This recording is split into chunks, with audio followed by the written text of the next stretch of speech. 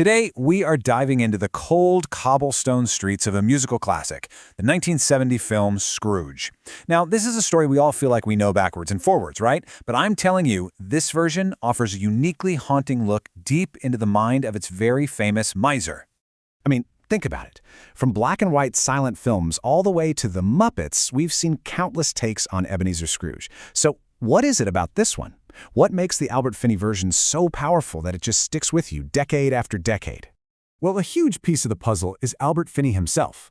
It was a pretty remarkable choice to have him play not only the bitter old man, but also his younger, more vibrant self. This gives his performance this incredible depth, because you're not just seeing two different actors, you're seeing the entire arc of one life, from its hopeful start to its cold, isolated present, and then finally, its spectacular rebirth. But Finney's performance, as brilliant as it is really just the entry point. To get why this film has such a grip on us, we have to look deeper. This isn't just a holiday story with some catchy tunes, it's a full-on psychological study.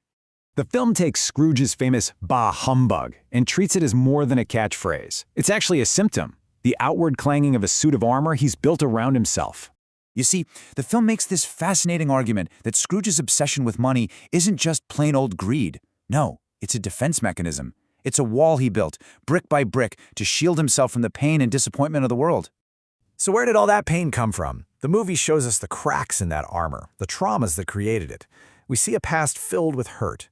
An abusive father, the devastating end of his engagement to a woman who knew she couldn't compete with his love for money, just one emotional blow after another that taught him to trust gold more than he trusted people. And here's the tragic irony, right? The very armor he built to protect himself from getting hurt is the exact thing that seals him off from any chance of love or connection. It doesn't just protect him, it becomes his own self-made prison. So when the three spirits finally show up, this film frames it as something more than just a spooky haunting. It's more like an intense, overnight, totally involuntary therapy session. Each ghost has a specific role to play in this intervention. The ghost of Christmas past makes him face his regrets head-on, all those little choices that put him on this miserable path.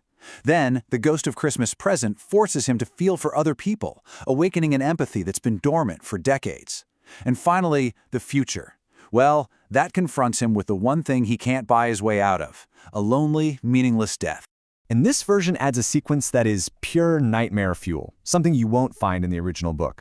The Ghost of Christmas Yet to Come doesn't just point to a lonely grave. No, it drags Scrooge down into a surreal, fiery hell, all while this discordant, terrifying music plays.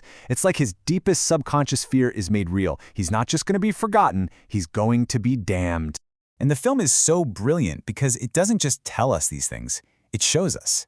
It uses this really powerful visual language, these symbols, to communicate what's happening inside Scrooge's soul. The key symbol, of course, has to be the chains that his old partner Jacob Marley is dragging around. They aren't just spooky props. They're the physical weight of a wasted, selfish life. Marley says it himself, right? These are the chains he made in life, forged link by link, with every selfish decision, every time he looked away from someone else's suffering. It is such a chilling and perfect metaphor for how our choices literally create the burdens we carry.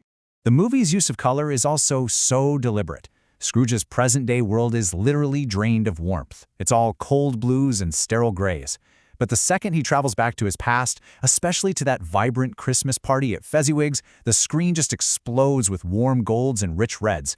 These are the colors of joy, of community, of the life he chose to leave behind.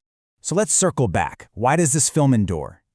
It's because it takes all these pieces, the deep psychology, the powerful symbols, the incredible music, and it weaves them together into this profound, universal message about redemption. The film's central warning is as relevant today as it ever was. A life that's only about accumulating more stuff, without any compassion for the people around you, doesn't actually make you free. It forges a prison of loneliness, link by link, just like Marley's chains. Ultimately, the film's power comes from this one single universal journey. The story of the miser redeemed is this ancient archetype that speaks to that little bit of hope inside all of us, the belief that it's never, ever too late to change for the better. So yeah, the 1970s Times Scrooge is so much more than a holiday musical. It's a deep, profound meditation on what actually makes a life worth living. It explores mortality, empathy, and the beautiful, powerful truth that real, meaningful change is always possible, no matter how late in the game it might seem.